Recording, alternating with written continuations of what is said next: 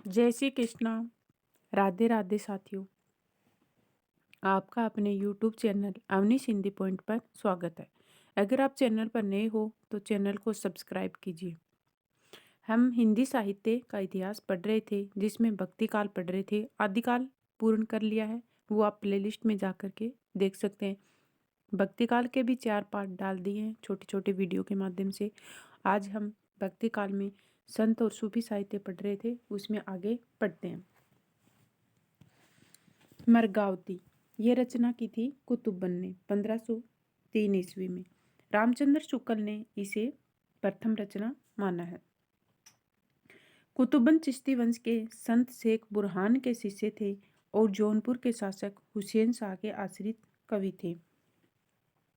इस प्रेमाख्यान का समापन जैन ग्रंथों के अनुसार शांत रस में होता है। तो इसमें एक प्रश्न ये बन सकता है कि रामचंद्र शुक्ल ने कौन सी रचना को प्रथम प्रेमाख्यान काव्य माना है? मरगावती को। और सर्वमान्य मत मुल्ला दाऊद चंदाइन की है। दूसरा ये कि जैन ग्रंथों के अनुसार इस प्रेमाख्यान काव्य का अंत कौन से रस से होता है? तो शांत रस से होता है। कथा के अंत में नायक की मृत्यु, दोनों नायिका उसके साथ सती हो जाती हैं। कथा नायिका मरगावती उड़ने की कला जानती है। अवधी भाषा व दोहा चौपाई शैली का प्रयोग हुआ है। 5 चौपाइयों के बाद एक दोहे का क्रम रखा गया है। तो मरगावती में क्या है? 5 चौपाई के बाद एक दोहे का क्रम है। अगली रचना है पद्मावत। पद्मावत महत्वपूर्ण रचना है, यानी ये कवि भी महत्वपूर्ण है। मलिक मोहम्मद जायसी द्वारा इसकी रचना 1540 ईस्वी में हुई। प्रेम काव्य परंपरा का सर्वश्रेष्ठ ग्रंथ। जायसी की सर्वश्रेष्ठ कवि। जायसी अमेठी के निकट जायस नामक नगर के निवासी थे। काले काने व कुरूप थे। उन्हें देखकर शेरशाह सूरी ने हंस दिया तो उन्होंने कहा, मोहे हंसे की काहे रही। एक बार शेरशाह सूरी ने जायसी के ऊपर हंस दिया था, तब ये पंक्ति जायसी ने कही थी। पद्मावत में तत्कालीन शासक शेरशाह की प्रशंसा की गई है। गुरु शेख मोहिदी। पद्मावत के अनुसार गुरु सैयद अशरफ थे। जायसी पहले कवि हैं, सूफी बाद में। ये पंक्ति किसने कही है? विजय देव नारायण साई ने। कि जायसी पहले कवि हैं, सूफी बाद में है। पद्मावत 57 सर्गों में विभक्त महाकाव्य है, जिन्हें खंड काव्य नाम दिया गया है। तो एक तो ये पद्मावत क्या है? खंड काव्य है। और कितने सर्ग हैं? 57 सर्ग हैं। जायसी का प्रिय अलंकार हेतुत्प्रेक्षा है। जायसी को अवधि का प्रथम महाकवि व पद्मावत को अवधि का प्रथम महाकाव्य कहा जाता है। पद्मावत की कथा 2 भागों में विभक्त किया गया है, पूर्वार्ध व उत्तरार्ध। पद्मावत का पूर्वार्ध काल्पनिक है, जिसमें हीरामन तोते का चित्तौड़ आना, रतनसेन के सामने पद्मावती का रूप वर्णन करना, रतनसेन का चित्तौड़ त्याग कर सिंहल द्वीप जाना, पद्मावती से विवाह करना और चित्तौड़ लौटना वर्णित है। ये तो पूर्वार्ध भाग में है, सब जो कल्पना की गई है। ये बात में महत्वपूर्ण है कि पूर्वार्ध काल्पनिक है कि उत्तरार्ध। तो जो पहले घटित हुआ वो कल्पना है, और जो बाद में उत्तरार्ध बाद वाला वो क्या है? ऐतिहासिक, जिसमें राघव चेतन का निर्वासन, अलाउद्दीन खिलजी के सामने पद्मावती का रूप वर्णन, अलाउद्दीन का चित्तौड़ आगमन व पद्मावती का जौहर वर्णित है। शुक्ल ने राणा रतनसेन को आत्मा और पद्मावती को परमात्मा का प्रतीक माना है।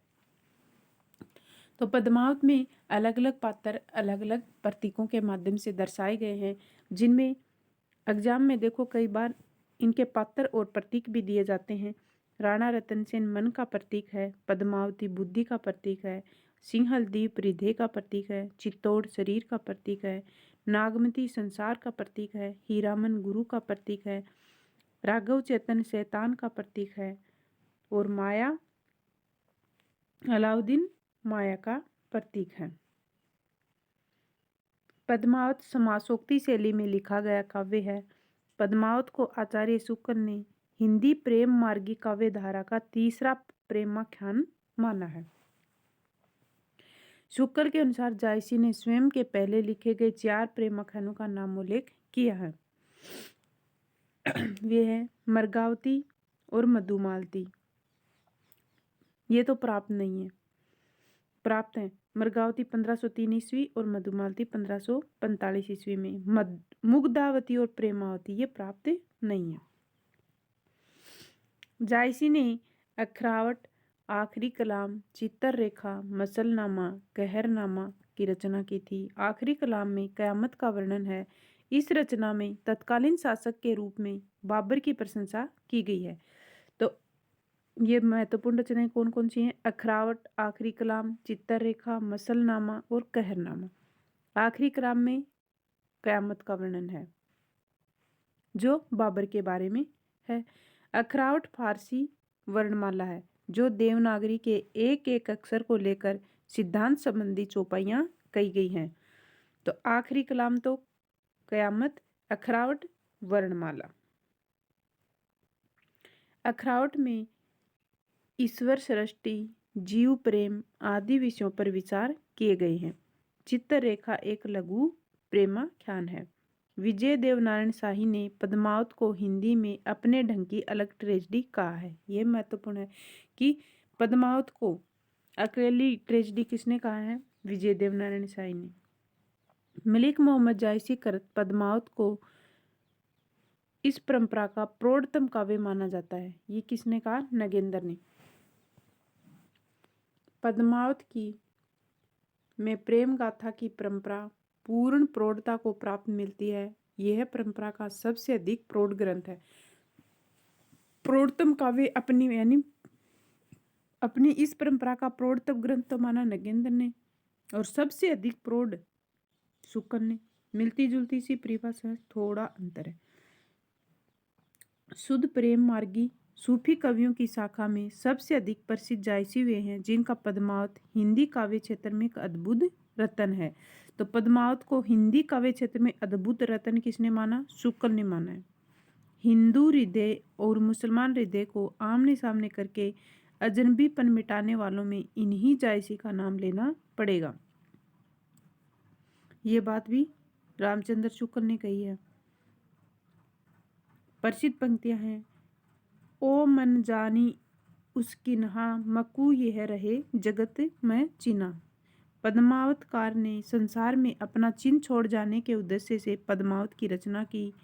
हिंदी के प्रथम आत्मकथाकार बनारसी दास जैन अपनी आत्मकथा अर्धकथानक में लिखते हैं, उस समय में हाट बाजार में जाना छोड़कर घर में पड़े पड़े मर्गावती व मधुमालती नाम की पोथियां पढ़ा करता था। ये बात किसने किया? बनारसी दास जैन ने। अगली रचना है मधुमालती। मधुमालती के कवि मंजन है। 1545 ईस्वी। आचार्य शुक्ल ने इसे पद्मावत के पहले की तथा नगेंद्र ने बाद की रचना माना है। आचार्य शुक्ल ने पद्मावत को पद्मावत से पहले की माना है और नगेंद्र ने बाद की रचना माना है। तो ये बात भी महत्वपूर्ण है। शुक्ल के अनुसार पद्मावत से पहले मधुमालती बहुत अधिक प्रसिद्धि थी। मधुमालती की जैन कवि बनारसी दास ने अपने आत्मकथा अर्धकथानक में स्वयं के द्वारा मधुमालती और मर्गावती पढ़ने का उल्लेख किया है। इस प्रेमाख्यान काव्य में 2 प्रेम कथाएं समांतर चलती हैं। मुख्य कथा मनोहर और मधुमालती की है। उपकथा ताराचंद व प्रेमा की है। सामान्यतः प्रेमाख्यानों का नायक बहुपत्नीवादी होता है, किंतु यह प्रेमाख्यानक इसका अपवाद है। यानी मधुमालती में 2 कथाएं चलती हैं, एक मनोहर और मधुमालती की और दूसरी ताराचंद व प्रेमा की। ताराचंद व प्रेमा की कथा उपकथा है और मुख्य कथा मनोहर और मधुमालती की है। अगली रचना है ढोला मारूरा दूहा कुशल लाभ। इसकी गणना आदिकालीन लौकिक साहित्य में की जाती है। नगेंद्र ने इसे शुद्ध प्रेमाख्यान न मानकर रोमांचक माना है, क्योंकि वर्णित प्रेम विवाह पूर्व स्वच्छंद प्रेम न होकर विवाहोत्तर प्रेम है, केवल दोहा शैली में लिखा गया है। माधवानल कामकंदला। इसके रचयिता हैं कुशललाभ। भाषा राजस्थानी है। नायक माधव और नायिका कामकंदला का अनेक जन्मों का प्रेम वर्णित है। छंद दोहा, चौपाई और सोरठा का प्रयोग किया गया है। लखन सेन पद्मावती चौपाई के बाद दोहे के साथ सोरठा में लिखी गई है। इन दोनों में क्या अंतर है? माधवानल कामकंदला तो दोहा, चौपाई और सोरठा, और लखन सेन पद्मावती में चौपाई के बाद दोहा है। इसमें चौपाई से पहले दोहा है और इसमें चौपाई के बाद दोहा और बाद में सोरठा है। ये इन दोनों में अंतर है। रूपमंजरी। रूपमंजरी किसकी थी? नंददास की। अठछाप के कवि नंददास। कर्षण और रूपमंजरी का सौसन प्रेम वर्णित है। सामान्यतः प्रेमाख्यानों की नायिका अविवाहित होती है, पर यह प्रेमाख्यान इसका अपवाद है। नायिका रूपमंजरी विवाहित है, जो अपने परणे सोपन की पूर्ति के लिए दाम्पत्य मर्यादा का त्याग कर देती है। इसकी रचना के पीछे लेखक का उद्देश्य है वैवाहिक बंधनों का विरोध कर परकीय भाव या उत्पत्ति रस की स्थापना करना। इसकी रचना भाषा वर्ज्य। प्रेमलता व प्रेम विलास की कथा। रचयिता कौन है इसके? जैन श्रावक जटमल। कथा का आरंभ ओम श्री जैनाय नमः से होता है। कथा का अंत शांत रस में होता है। मर्गावती का समापन भी शांत रस में होता है और प्रेमलता प्रेमविलास की कथा का भी शांत रस में होता है। अगली रचना है छिताई वार्ता। लेखक है नारायण दास। इसकी कथा पर पद्मावत का प्रभाव पाया जाता है। पद्मावत का राघव चेतन इसमें भी दूत कर्म दिखाई देता है। भाषा राजस्थानी मिश्रित है। माधवानल कामकंदला ये किसकी है? आलम की है। नायक नायिका के अनेक जन्मों की कथा वर्णित न होकर एक ही जन्म की कथा वर्णित है। चौपाई के बाद दोहा या सोरठा छंद का प्रयोग हुआ है। माधवानल कामकंदला जो कुशललाभ ने लिखा है उसमें नायक नायिका के अनेक जन्मों की कथा वर्णित है, और ये दोहा, चौपाई और सोरठा दो है माधवानल कामकंदला। एक तो आलम की है, दूसरी किसकी है? कुशललाभ की है। इसमें चौपाई के बाद दोहा और फिर सोरठा है, लेकिन इसमें पहले दोहा फिर सोरठा छंद में रचित है।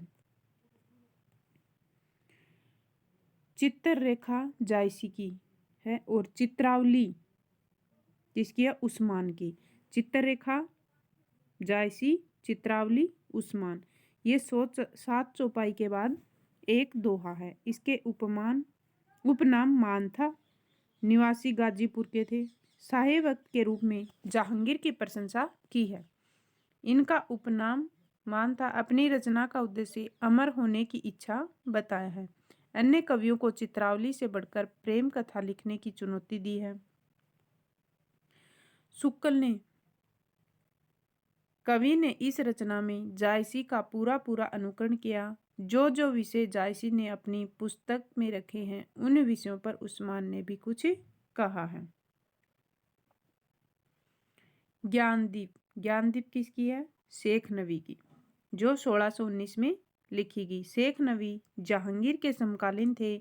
सामान्यतः प्रेम काव्यों में नायक योगी का वेश धारण करता है, पर इस प्रेमाख्यान में नायिका की सखी योगी का वेश धारण करती है। शेख नवी ने मुसलमान होते हुए भी वेद मार्ग की प्रशंसा की है। सुखन ने सूफी कवियों की प्रचुरता की समाप्ति शेख नबी से मानी है। वे लिखते हैं, शेख नबी से प्रेम गाथा परंपरा की समाप्ति समझनी चाहिए। तो प्रेमाख्यानक काव्यों की परंपरा की समाप्ति सुखन ने किससे मानी है? शेख नबी से। शेख नवी अंतिम सूफी कवि हैं। रसरतन पुहक्कर कवि की है। राजकुमारी रंभा और राजकुमार सोम का प्रेम वर्णित है। जान कवि के प्रेमाख्यान हिंदी में सर्वाधिक प्रेमाख्यानों के रचयिता माने जाते हैं। ये राजस्थान के फतेहपुर शेखावाटी के निवासी थे। इनका वास्तविक नाम नियामत खां जान था। इन्होंने 78 ग्रंथों की रचना की, जिनमें 29 प्रेमाख्यान थे। फारसी प्रसिद्ध प्रेमाख्यान लैला मजनू का हिंदी अनुवाद इन्होंने लेले मजनू शीर्षक से किया। तो सबसे ज्यादा प्रेमाख्यान किसने लिखे? जान कवि ने। इनकी एक अन्य रचना कयाम खा रासो है, जिसकी गणना रासो काव्य परंपरा में की जाती है। उक्त सभी प्रेमाख्यानों का वर्णन डॉक्टर नगेंद्र द्वारा संपादित हिंदी साहित्य के इतिहास में हुआ है। शुक्ल ने अपने साहित्य इतिहास ग्रंथ में जिन प्रेमाख्यानों का वर्णन किया है वे निम्न अनुसार हैं। तो प्रेमाख्यान है, एक साइड प्रेमाख्यानकार है। मधुमालती मंजन की है जो 1545 में लिखी गई। मृगावती 1503-4 में कुतुबन की है। पद्मावत 40 में जायसी की है। चित्रावली उस्मान की 1613। ज्ञानदीप शेख नवी की 1619, जिसे सूफी का अंतिम कवि माना शुक्ल ने। हंस जवाहिर कासिम शाह की। इंद्रावती नूर मोहम्मद। अनुराग बांसुरी नूर मोहम्मद। नल दमयंती कथा सूरदास पंजाबी के। उक्त में से प्रथम 5 का विवरण ऊपर दिया जा चुका है। हंस जवाहिर, इंद्रावती, अनुराग बांसुरी को डॉक्टर नगेंद्र ने समय की दृष्टि से रीतिकाल की रचना माना है। आज के वीडियो में साथियों इतना ही। वीडियो में अंत तक बने रहने के लिए धन्यवाद। वीडियो पसंद आए तो एक लाइक कीजिए और अपने दोस्तों को शेयर कीजिए।